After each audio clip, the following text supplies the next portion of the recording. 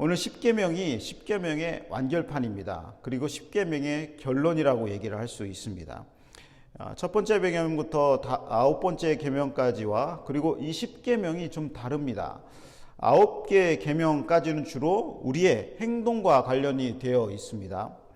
그래서 우상에게 절하지 말라, 형상을 만들지 말라, 그리고 하나님만 높이라, 하나님의 이름을 높이라, 이런 행동들에 주로 관련이 되어 있죠. 부모님을 사랑하라, 공경하라, 그리고 살인하지 말라, 간음하지 말라, 도적질하지 말라, 이런 행동들에 관련된 것이 있습니다. 그러니까 하지 말라가 있고 그리고 행동들을 하라, 이런 내용이 포함되어 있죠. 그런데 이 10번째 와서는 마음이 턱 걸립니다. 왜냐하면 이 10번째 말씀을 묵상하다 보면 이게 가능한 일인가? 이렇게 생각이 되기 때문에 그런 것입니다. 거짓말하지 않을 수 있죠. 그리고 부모님을 최선을 다해서 공경하면 됩니다. 그러나 탐내지 말라, 훔치지 말라는 것도 아니고 마음을 제어하라는 말씀이죠. 마음에서 탐심을 제거하라. 이게 됩니까? 여러분은 그게 되시나요? 막상 가면은, 레스토랑에 가면은 더 먹고 싶은 거 많고, 그리고 더 좋은 거 많고, 좋은 차도 많고, 좋은 집도 많은데 그게 없어집니까? 없어지려고 하니까 이제 수도원에 들어가고 절에 들어가고 산에 들어가고, 그러면 생각나는 것이 더 고기 생각나고 더 집 생각나고 더 속세 생각나고 그러지 않겠습니까?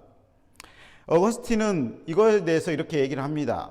충분한데도 더 원하는 것이 탐심이다. 어거스틴 이렇게 말을 했던 것이죠. 그러니까 자꾸 좋은 것을 더 가졌으면 하는 것이 탐심이라고 하는 말씀입니다. 그러면 탐심은 아무것도 가지지 말라라고 하는 것이 아니라 우리 삶의 곳곳에 배어 있는 충분한데도 불구하고 더 탐하는 그런 마음이라는 것이죠. 그럼에도 불구하고 이것은 지키기가 거의 불가능한 말씀에 가깝습니다. 밥을 충분히 먹었는데 더 먹고 싶은 마음이 있지 않습니까? 저는 그런 사람들 보면 참 대단해요. 밥을 더 먹고 싶은데 딱 먹지 않고 숟가락을 딱 넣는 그런 마음, 그게 탐심인가? 아닐 수 있죠. 그러나 매일매일 식탐이 있는 것은 탐심이라고 얘기할 수 있습니다. 그래서 오죽하면 한국은 먹방이라고 그래서 먹는 방송이 그렇게 히트를 칠까요? 그러니까 유튜버들 중에 돈을 제일 많이 버는 사람은 이 먹기 잘하는 사람이 제일 돈을 많이 버는 유튜버입니다. 그러니까 이 집도 있고 탈 것도 있는데 옆집 하우스를 지나다 보면은 저 집은 왜 나보다 집이 저렇게 큰가? 이렇게 생각하잖아요. 내 차도 잘 굴러가는데 차에서 내리다 보면은 한국에서는 하차감이라는 게 있습니다. 하차감. 승차감은 편안한 것이고 하차감은 뭐냐면 내릴 때에 프라이드가 있는 거예요. 내릴 때 사람들이 멋져 보이는 하차감. 그러니까 뭐 좋은 차를 타면 하차감이 좋다고 그러죠.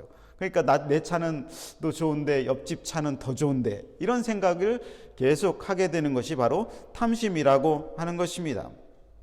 이런 마음이 생기면 현재의 나의 삶이 참 불평이 차게 되는 것이죠. 나는 더 가질 수 있는데, 더 좋은 걸 가질 수 있는데 왜 못 가지나? 남편 때문에 그러나? 아내 때문에 그러나? 그래서 남편 얼굴을 자꾸 쳐다보죠. 당신은 왜 그거밖에 못 보냐는 듯이 계속 얼굴을 이렇게 쳐다봅니다. 삶의 원망과 불평이 계속해서 일어나게 되는 원인이 되는 것입니다.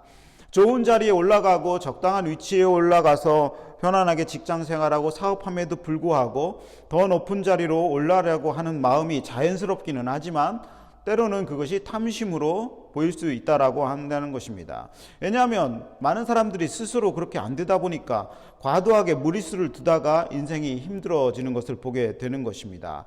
뿐만 아니라 그 원하는 권력이라든지 무엇이든지 그것에 종이 되어 버리는 것입니다. 그래서 인생을 주님 마음대로 내 마음대로 되는 것이 아니라 그 탐심의 대상의 마음대로 끌려가게 되는 것이죠. 다른 사람의 마음을 탐하는 것도 사실은 탐심의 일종입니다. 말을 해서 그 사람을 설득해서 돌려오면 그것이 되는데, 그러지 않고 계속해서 그 마음을 훔치려는 행동들이죠. 일종의 선전들에 관한 것입니다. 그러니까 텔레비전 봐도 광고를 계속 보면 그 마음을 훔치게 되죠. 그러니까 그것이 탐심의 원인이 되는 것입니다.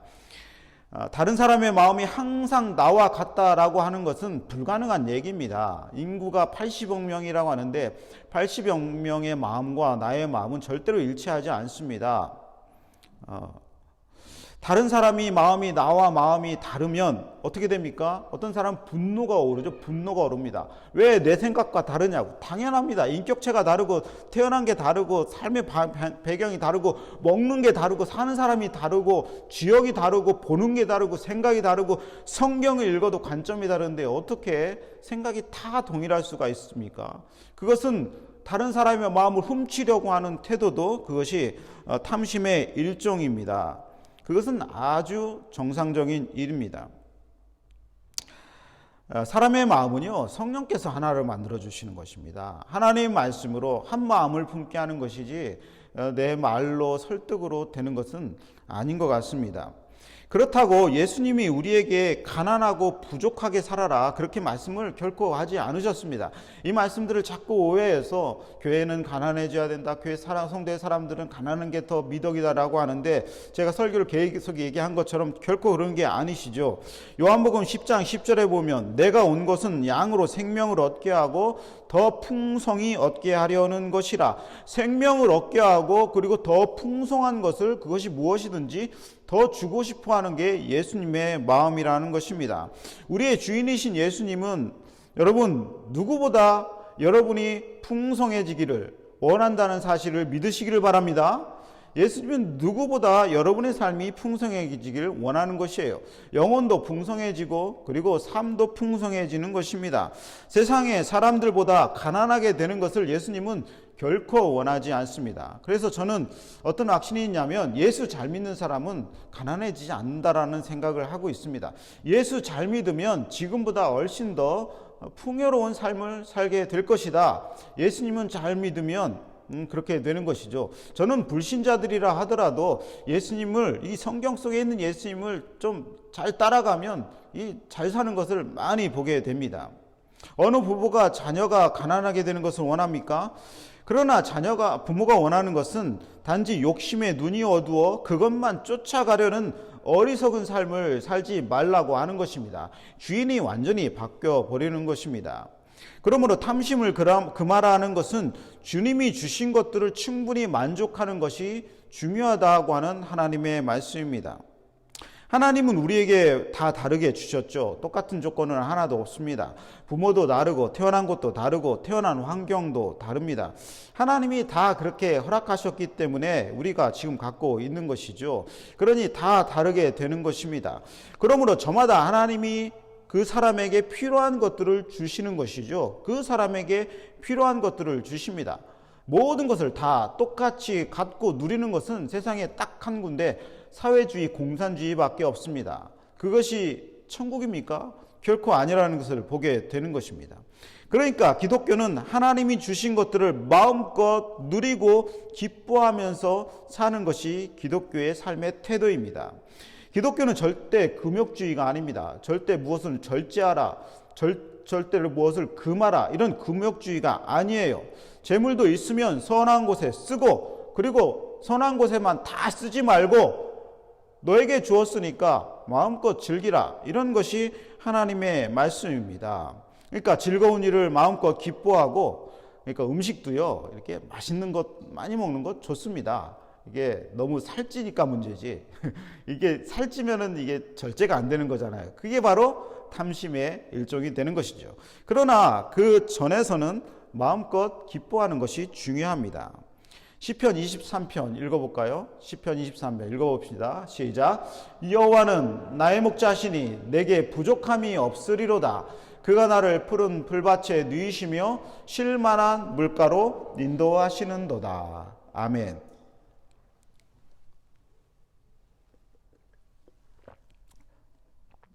내게 부족함이 있다고요? 없다고요? 없다고요. 그러니까 이 다윗은 이 푸른 풀밭 양치기 목동 시절에 이 찬양을 불렀을 것입니다. 그러면서 막내로 태어난 다윗이 얼마나 부족했겠어요. 형들한테도 미움당하고 아버지한테도 그렇게 인정받지 못하고. 그러나 다윗은 부족함이 없는 인생을 고백하는 것이죠. 하나님은 우리를 충분한 삶으로 인도하셨고 지금도 인도하고 계시다는 사실을 이 고백을 통해서 알 수 있습니다. 주님이 인도하시는 것은 항상 푸른 풀밭이라는 것입니다. 목사님 자갈밭, 돌밭길 많이 가는데요. 아니에요. 하나님이 인도하시는 길은 우리의 눈으로 보면 자갈밭처럼 보이지만 하나님이 인도하시는 그것이 바로 풀밭이 될 수 있다라고 하는 얘기입니다. 그리고 풀밭이라는 얘기입니다. 쉬기에 충분한 허드슨 강가 산책하면 얼마나 좋아요. 가면은 하나님이 인도하시는 허드슨 강가의 풀밭에 누워서 있으면 세상에 다 가진 것 같잖아요. 하나님은 그렇게 우리의 인생을 인도하시다라는 거예요. 지나보니 그렇지 않습니까? 지나보니 그렇지 않아요? 지나보면 하나님이 다 인도하셨고 하나님이 주셨고 그러지 않습니까? 믿음으로 보는 사람들은 이것을 보게 되는 것이죠. 하나님이 우리에게 주셨기 때문에 마음껏 이 삶을 누리면서 살아가는 것은 참으로 중요한 것입니다. 그것이 바로 주신 분에 대한 감사의 태도인 것이죠. 그러니까 지금 보면 하나님께서 우리를 세밀하게 인도하신다는 증거를 저는 수백만 가지도 더 될 수도 있습니다. 그런데 인간의 눈에는 이 상아리 많지 부족한 것만 보이는 거예요. 이 상아리 많지 부족한 것만 보이는 것이죠. 하나님 왜 푸른 초장입니까? 저보고 풀만 먹으라고요? 그렇게 얘기할 수 있죠. 고기는 왜 안 주십니까? 고기 너무 많이 먹으면요 고지혈증 걸리고요 합병증 걸립니다. 그러니까 하나님이 인도하시는 건 고기밭이 아니라 푸른 풀밭인 것이죠. 환경도 다르고 각자의 개성을 주셨다는 것이 얼마나 멋진 일입니까? 하나님이 주신 것들은 여러분 삶 가운데서 가장 좋은 것들로 하나님이 주신다는 사실을 믿으시기를 바랍니다. 네, 그것을 믿으셔야 돼요. 하나님이 여러분에게 가장 좋은 옷을 주시고 집을 주시고 차를 주시고 가족을 주시는 것이죠. 그것이 바로 자족하는 마음입니다. 기독교의 가장 중요한 가치, 자족하는 마음. 하나님이 주신 것을 만족하는 마음입니다. 자족하고 만족하는 마음이 가득한 사람이 바로 은혜로운 사람인 것이죠. 하나님이 충분히 주셨다. 하나님 감사합니다. 하나님 감사합니다. 이런 마음이 은혜로운 마음입니다. 하나님이 내게 주신 고유한 재능과 생각과 멋이 있는 것이 얼마나 다행입니까? 그러니까 자꾸 남을 따라하고 남을 부러워하는 순간에 인생이 그 순간에 불행해지는 것이에요. 여러분 인생 얼마나 멋집니까? 얼마나 멋집니까? 어떤 사람은 주님이 주신 것도 누리지 못하는 사람들이 태반입니다. 누리지도 않으면서 그리고 더 많은 것 달라고 때를 쓰면 하나님이 그것을 기뻐하시겠습니까? 물론 더 많이 갖고 싶은 마음도 이해가 가지만 한편으로는 주님이 주신 것을 누리지도 못하면서 더 좋은 것 달라고 하는 것이 바로 탐심이라고 하는 것입니다. 나와 비교해서 다른 사람의 은사를 더 부러워하기도 합니다. 다른 사람의 은사는 그 사람에게 주신 것이므로 결코 나에게 사실은 생겨나지 않아요. 고린도 교회가 분열하고 싸우는 이유는 뭐였냐면 바로 은사를 부러워하는 마음 때문에 그랬습니다. 교회 안에 은사가 많았어요. 어떤 사람은 방언도 맡고 어떤 사람은 성경을 잘 해석해서 성경을 잘 가르치는 은사도 받았고 어떤 사람은 병 고치는 은사를 받았고 어떤 사람은 방언을 통역하는 은사를 받았고 그러니까 은사라는 것은 뭐 엄청난 많지 않습니까? 이것은 주로 영적인 은사지만 어떤 사람은 사람에게 친절히 대하는 은사가 있고 어떤 사람은 음식을 잘하는 은사가 있고 어떤 사람은 잘 고치는 은사가 있고 어떤 사람은 심지어 예배를 한 번도 빠지지 않는 그런 은사도 있어요. 그렇죠? 목사님만 보면 목사님 설교가 죽을 써도 얼마나 은혜로워요. 목사님 우리 목사님 최고예요. 말 잘하는 은사도 있잖아요. 그런데 다른 은사를 시기하고 부러워하다 보면 그것이 교회의 분란으로 이루어졌다는 것입니다. 만약 모든 사람이 한 가지 은사만 받았다고 하면은 그 교회는 분명 문제가 커질 것입니다. 여러분 한 가지 음식만 먹으면 어떻게 돼요? 병에 걸리잖아요. 그러니까 풀도 먹고 고기도 먹고 물도 많이 먹고 때로는 콜라도 먹어야 방부제가 들어가서 몸이 썩지 않고 이렇게 먹을 수 있는 거 아니겠습니까? 고린도전서 12장 4절에 보면은 은사는 여러 가지나 성령은 같고 직분은 여러 가지나 주는 같으며 또 사역은 여러 가지나 모든 것을 모든 사람 가운데서 이루시는 하나님은 같으니 각 사람에게 성령을 나타내심은 유익하게 하려 함이라. 이 모든 일은 같은 한 성령이 행하사 그의 뜻대로 각 사람에게 나누어 주시는 것이라. 그러니까 각 사람의 모양이 다르고 성격도 다르고 생각도 다르기 때문에 아름다운 것입니다. 다르니까 아름다운 것이에요. 다른 은사와 모양들이 모여서 하나님의 교회를 이루어 나가고 아름답게 해주는 것입니다. 만약에 좀 가난한 사람이 있다면 그것도 아름다운 일입니다. 왜냐하면 내가 그 사람을 도울 수 있는 기회가 생겨나기 때문에 그렇습니다. 좀 삶이 어려워서 가난하신 분들은 하나님의 교회가 있기 때문에 도움을 받을 수 있는 것도 은혜입니다. 여러분, 도움을 받는 것도 은혜예요. 우리는 다 하나님 앞에 도움을 받지 누가 다 도움만 주고 삽니까? 그러니까 도움 받으면 감사하면서 은혜로 살 수 있는 것 아니겠습니까? 그러니까 은사를 잘 활용하는 것이 너무나도 중요합니다. 여러분, 어떤 분들은 치료하는 은사가 있으면요, 성도들 막 아픈 곳 고쳐주셔야 돼요. 그리고 말 잘하면 칭찬 많이 하고, 음식 잘하면 음식 솜씨 뽐내고, 그리고 청소 잘하면 정말 청소하는 것, 집안 청소 그렇게 먼지 하나 없이 그렇게만 하지 마시고, 집도 그런 것처럼 하나님의 교회도 청소하고, 아이를 이쁘면 맨날 아이 안아주고 이뻐하고 잘 된다, 너는 하나님의 사랑하는 아이다, 아이 이뻐해 주는 것이 얼마나 하나님의 큰 사랑의 은사입니까? 그러니까 하나님은 우리 교회에, 특별히 여러분의 가정에, 우리의 영혼에 필요한 것을 다 주셨다는 것을 기억하시기 바랍니다. 교회는요, 이 자체로 완벽한 하나님의 교회입니다. 우리 눈에는 부족한 것이 많이 보여요. 빈자리도 보이고 어떤 사람의 눈에는 어떤 것이 보이고, 그러나 하나님의 눈에는 완벽한 교회예요. 완벽한 하나님의 일꾼들을 세우시고 이끌어 가시는 것입니다. 그러니까 세상에 어떤 교회보다 이 웨체스터 제일교회와 여러분의 가정이 가장 멋진 가정입니다. 가장 완벽한 가정이에요. 왜냐하면 하나님이 그 가정을 지금까지 인도해 오셨기 때문에 그렇습니다. 이것을 기본으로 해서 우리 성경에 나오는 이 성경 구절 한 구절 한 구절을 살펴보도록 하겠습니다. 첫 번째는 뭐냐면 내 이웃의 집을 탐내지 말라. 이런 말씀이 오늘 기록되어 있지 않습니까? 무슨 말씀이냐? 이 산책을 하거나 운동을 제가 이제 하다 보면, 제 아내가 운동을 하고 산책을 이제 너무 좋아서 하다 보면 집들이, 좋은 집들이 너무 많아요. 집들이 많아요. 저도 갖고 싶다는 생각을 매일매일 합니다. 그러나 쑥쑥 지나가죠. 내 거 아니야, 내 거 아니야. 그러면서 지나가죠. 그러니까 이민자들로 와서 우리 모두 다 그랬겠지만 참 와가지고 얼마나 힘들어요. 작은 방에 작은 식구들이 모여서 얼마나 추운 방에 그렇게 삽니까? 그러나 하나님이 복을 주셔서 좀 더 넓은 집들로 다 이사를 하게 되죠. 얼마나 복입니까? 하나님의 마음을 잘 지킨 사람에게 주시는 축복들입니다. 어느 날 유대인 랍비에게 한 사람이 찾아왔습니다. 랍비님, 저는 많은 부모님들과 그리고 많은 자식들과 사는데 방 한 칸에 살고 있어요.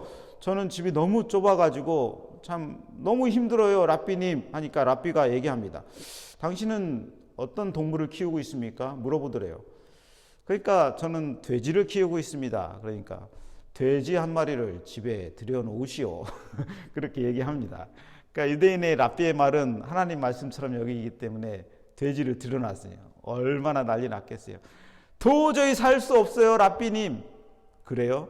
이제는 염소를 한 마리 좀 들여놓으세요. 그럽니다.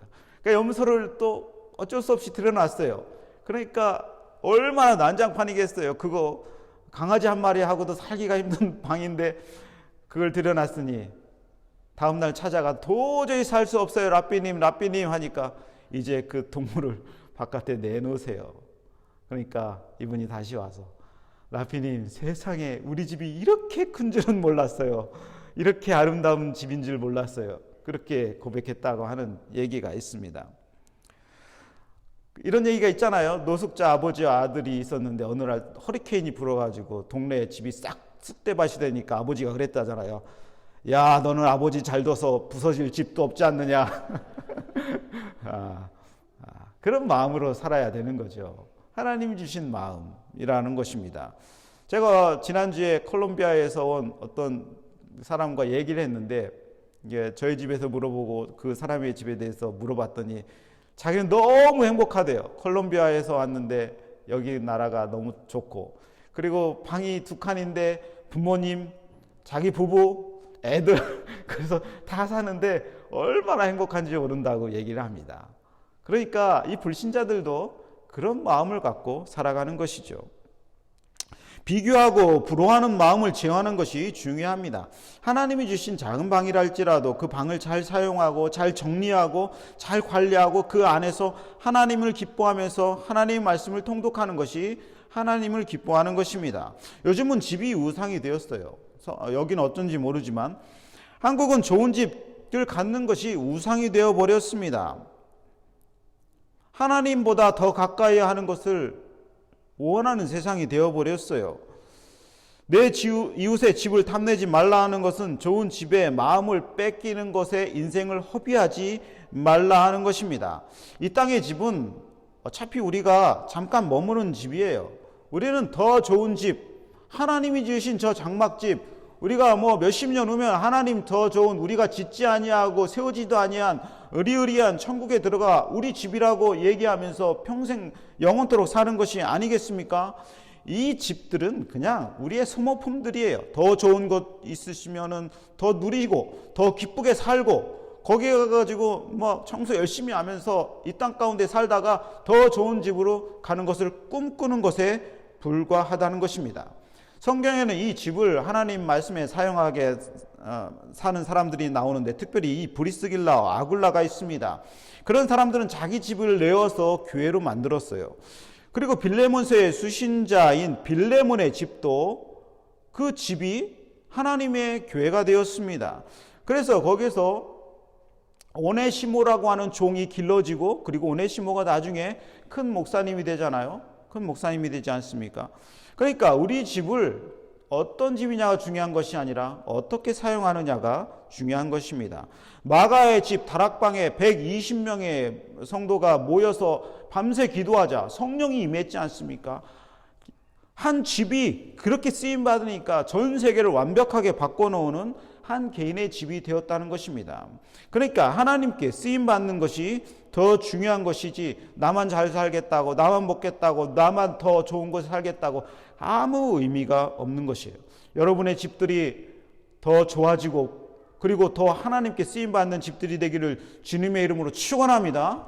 그러니까 집이 크다는 얘기는 그 집에 하나님의 사람들을 계속 들여서 복음을 전하고 마가의 다락방처럼 목양으로 셀 모임으로 하나님의 사람들을 대접하고 불신자들을 대접하고 그러라고 공간을 주는 것이죠. 두 번째, 내 이웃의 아내를 탐내지 말라. 이 부분은 제가 간음하지 말라는 계명에서 많이 설교했기 때문에 간단히 하고 넘어가겠습니다. 가장 큰 문제 중에 하나는 남의 가족과 내 가족을 비교하면서 불평에 빠지는 일입니다.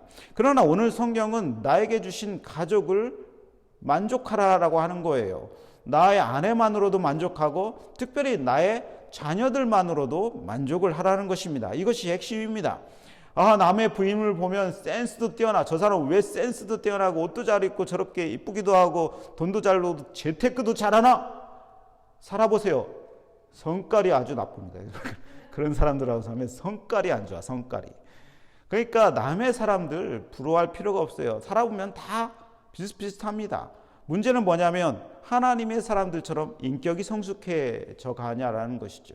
그러니까 남의 사람들 부러워하지 말고 탐내지 말고 내 사람들, 내 아내, 내 자녀들을 믿음으로 크면 그 집안은 저절로 성숙되어져서 멋진 집안이 되어가게 되는 것을 보게 되는 것입니다. 살다 보니까 남편은 아내를 닮아가고 아내는 남편을 닮아갑니다. 그러니까 한 명만 믿음으로 뛰어나면 그 집안은 믿음이 뛰어난 사람이 돼요. 그러니까 당신은 왜 믿음이 그 모양이 그렇게 말하면 안 되고 내 믿음은 왜 아직 이 모양인가? 이렇게 생각을 해야 돼요. 그래서 내가 성숙해지면 아내가 남편이 그 사람 보고 믿음을 더 크게 하는 것이죠. 제일 어리석은 사람이요. 내 자녀하고 다른 자녀 비교하는 것이고요. 내 남편하고 다른 남편 비교하는 것이고요.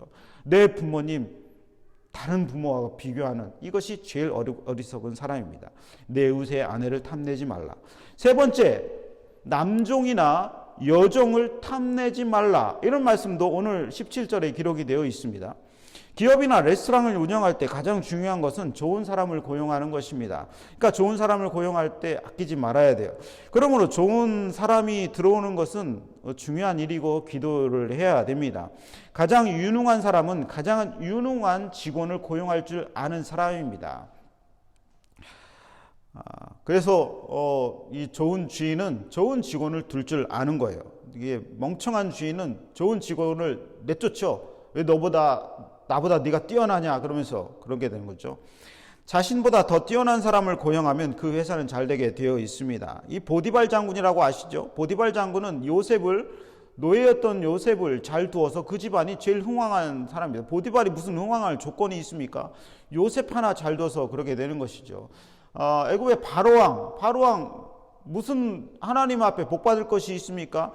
7년 흉년 7년 환란 풍년 7년 흉년 어떻게 감당합니까? 요셉을 총리로 세웠기 때문에 그 나라가 7년 가난을 잘 해결할 수 있는 거 아닙니까? 그러니까 사람을 잘 두는 것은, 믿음의 사람을 두는 것은 너무나도 중요합니다. 그런 것이죠. 이 공동체든 사람을 잘 두는 것이 중요해요.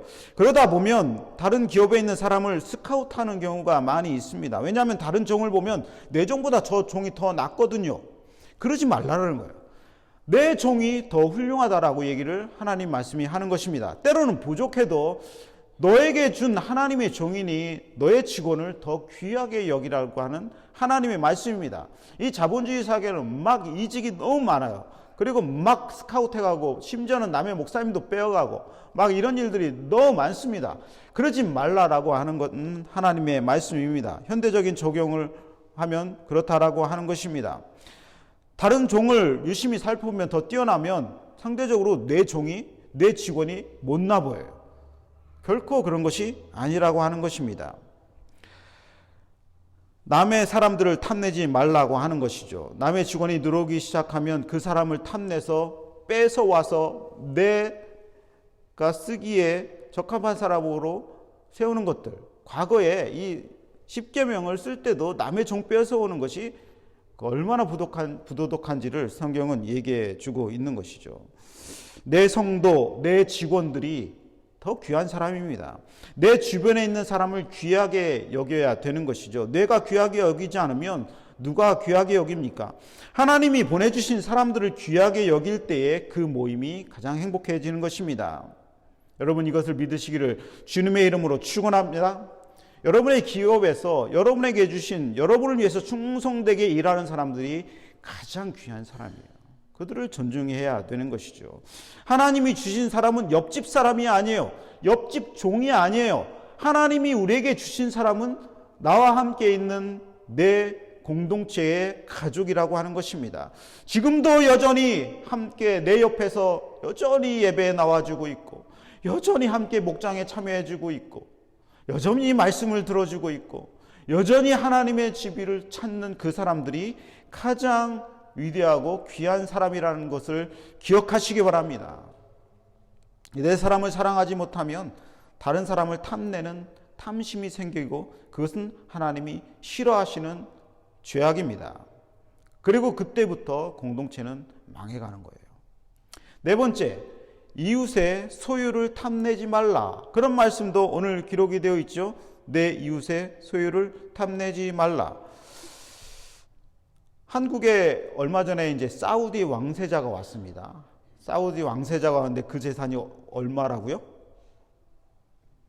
2,700조. 2,700조. 네 집 강아지 이름인가? 이렇게 생기지만 보니까 제 계산해 보니까 2 트릴리언 달러. 2 트릴리언 달러. 엄청나죠. 그런 사람들은 우리와 좀 동떨어져 있어요. 그 사람들을 뭐 시기하거나 질투하지 않죠. 그 사람들은 그 사람의 세계 이렇게 얘기하잖아요. 그러니까 남의 소유를 탐낼 때에 그 사람들의 소유를 탐내지 않고 내 옆집의 소유가 탐내는 거예요. 이런 거죠. 한국에 갈 때 나는 이코노미를 타고 있어. 그런데 나랑 같이 공항에 온 옆에 있는 집사님은 비즈니스를 타네? 그러면 막 마음에서 화가 막 이렇게 올라오죠. 왜 나는 이코노미 클래스를 타고 같은 교회 다니는데 저 사람은 비즈니스를 타는 거야? 남의 비즈니스를 탐내지 말라는 거예요. 그 비즈니스 타는 사람은 옆에 있는 퍼스트 클래스를 탐내죠. 저 사람은 저렇게 어렵게 사는데 뭐가 있어서 퍼스트 클래스를 타는 거야. 남의 재산과 소유를 탐내지 말라라고 하는 것입니다. 은을 사랑하는 자는 은으로 만족하지 못하고 풍요를 사랑하는 자는 소득으로 만족하지 못하나니 이것도 어때더라. 재산이 많아지면 먹는 자들도 많아지나니 그 소유주들은 눈으로 보는 것 외에 무엇이 유익하랴. 노동자는 먹는 것이 많든지 적든지 잠을 달게 자거니와 부자는 그 보유함 때문에 자지 못하느니라. 무슨 얘기예요? 노동자는 먹는 것이 많든지 적든지 잠을 잔다. 무슨 얘기예요? 니나 내나 새끼 먹는 건 똑같다라고 하는 거예요. 오히려 노동자가 잠을 잘 잔다고 하는 얘기죠. 요즘에 노동자가 더 잘 자는지 사장님이 잘 자는지는 잘 모르겠지만 하나님 말씀은 그런 것입니다. 그러니까 재산이 많아지면 먹는 자들도 많아지나니 부자에도 하루 세끼 먹는 것은 똑같다라고 하는 솔로몬 왕의 말씀입니다. 인간이 자기를 위해 쓸 수 있는 것은 한계가 있어요. 자동차도 한 대만 타고 자동차를 2대 운전할 수는 없잖아요. 집도 하나밖에, 2채가 있어도 한 곳에서밖에 잘 수 없잖아요. 잠도 한 칸이면 충분하지 방이 2개에서 깨워서 이쪽 방에 가서 또 자고 저쪽 방에 가다가 저쪽 방에서 또 자고 이렇게 할 수 없잖아요. 그러니까 하나님이 주신 누릴 수 있는 한계는 분명하다는 거에 그래서 방점이 있는 것입니다.